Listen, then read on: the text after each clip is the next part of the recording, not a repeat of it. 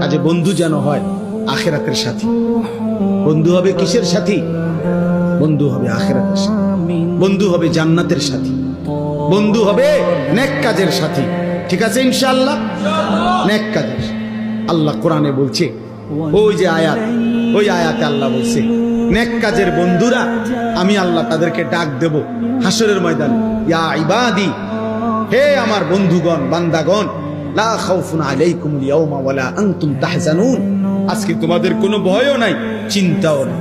এরপরে আল্লাহ বলবে উদখুলুল জান্নাতা আনতুম ওয়া আজওয়াজুকুম তুহবারুন। বাহ! আল্লাহ বলবে তোমরা যারা নেক কাজের বন্ধু ছিলা, তোমরা বন্ধুরা একে অপরকে হাত ধরাধরি করে গলাগলি করে আমার জান্নাতে ঢোকো। খোদার কসম, এটা কোরআন শরীফ। হ্যাঁ, এমনকি এই আয়াতের তাফসিরে আছে যে স্বামী স্ত্রী তারাও মূলত বন্ধু, যদি তারা একজন আরেকজনকে নেক কাজের সহযোগিতা করত। স্বামী স্ত্রীকে নামাজের জন্য উঠাইছে, স্ত্রী স্বামীকে নামাজের জন্য উঠাইছে, স্বামী স্ত্রীকে নেক কাজের দিকে ডাকছে, স্ত্রী স্বামীকে নেক কাজের দিকে ডাকছে, এরাও বন্ধু।